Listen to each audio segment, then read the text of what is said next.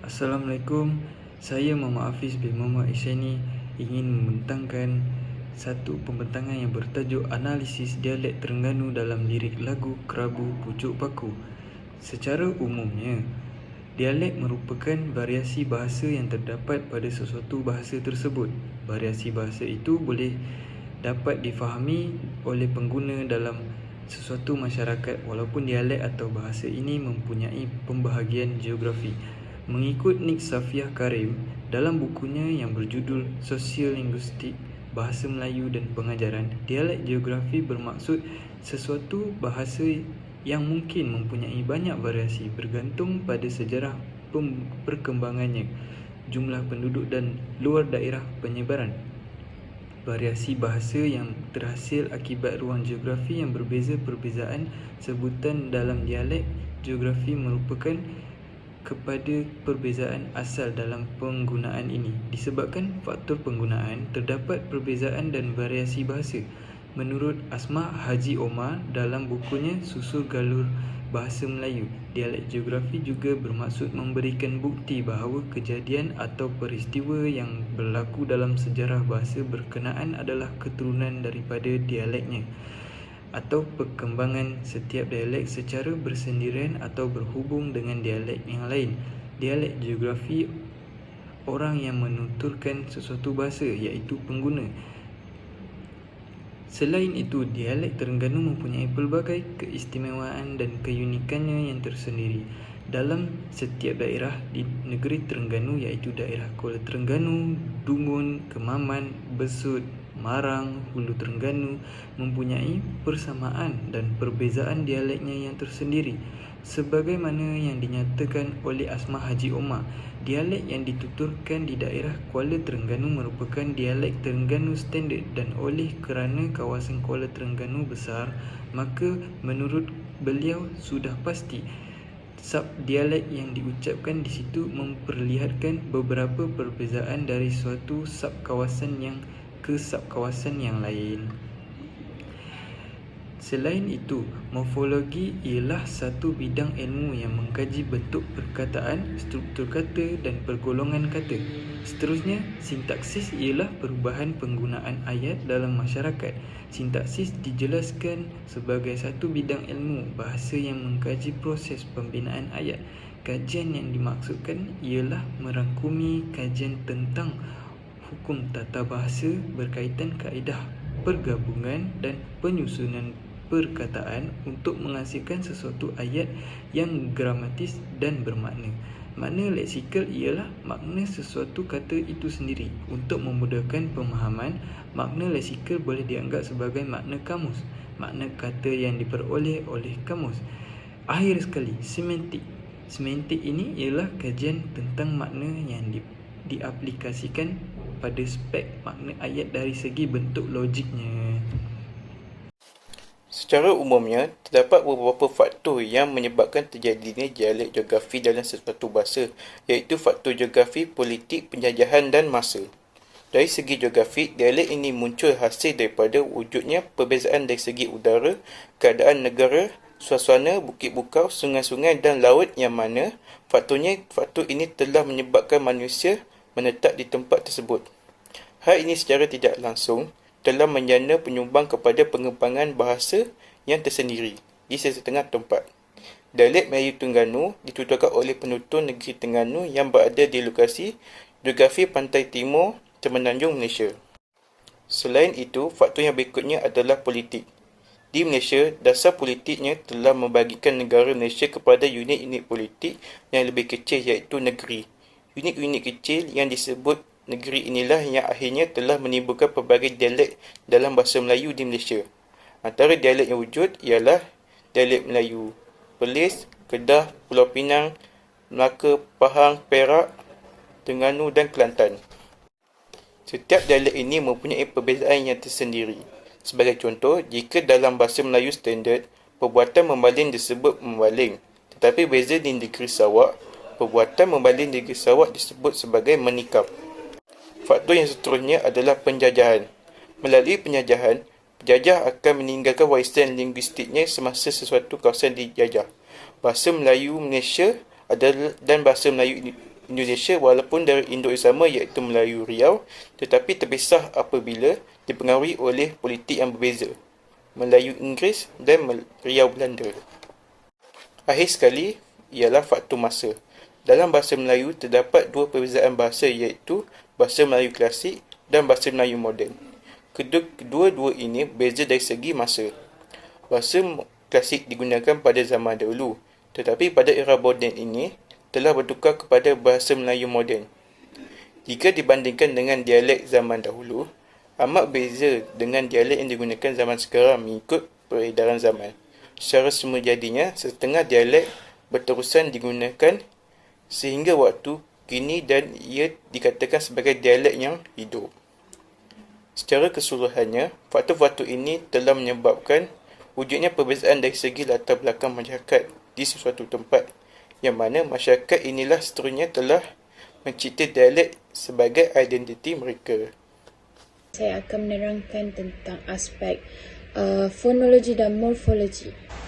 Aspek fonologi terdapat beberapa perbezaan bunyi sebutan mengikut kawasan atau kedudukan geografi penutur. Contohnya seperti ular disebut sebagai ulang di kawasan utara, Kedah, Perlis dan Perak Utara, dan ulau di Melaka. Contoh perbezaan di hujung perkataan seperti AR, besar, AL, kapal, AN, makanan. Besau, penggantian bunyi R menjadi U. Dari segi morfologi pula adalah perbezaan dari aspek bentuk kata. Yang pertamanya, terdapat penambahan dan pengguguran imbuhan. Perkataan memanaskan, dialek utara disebut perhangat. Terdapat perbezaan dari bentuk kata ganda iaitu jalan-jalan menjadi kata tunggal menjadi jale bagi dialek Kelantan.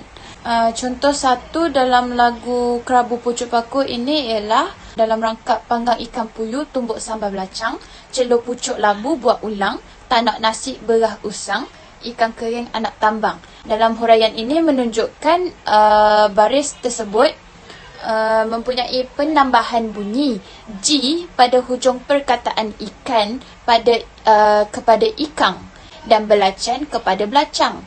Baris tersebut menerangkan penyanyi sedang memanggang ikan puyuh dan menumbuk sambal belacan. Begitulah cara kalau mau hidup, buat apa saja yang kita sanggup, jangan duduk saja. Buat buncit perut, lama-lama boleh meletup. Anak bini boleh cabut. Dalam pergantian K pada perkataan hujung, perkataan sanggup yang awalnya ialah sanggup. Buat yang awalnya ialah buat. Perkataan perut yang mana awal perkataan ialah perut dan cabut yang perkataan awalnya ialah cabut. Selain itu, terdapat pengurangan dan penggantian bunyi pada perkataan hidup.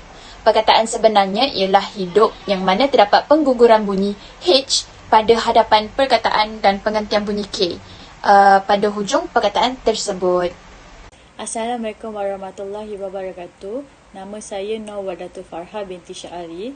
Saya akan menerangkan dua ciri-ciri dialek iaitu leksikal dan sintaksis. Yang pertama adalah ciri leksikal. Leksikal atau pembendaharaan kata. Perkataan yang berbeza dari aspek sebutan dan ejaan tetapi memberi makna yang sama. Contohnya, perkataan yang sama maksud dalam rangkap ini adalah pitih. Dalam erti kata lain dalam kamus adalah duit. Nak makan sedap, kita pitih tak ada. Bini beranak rapat, anak ramah telajak.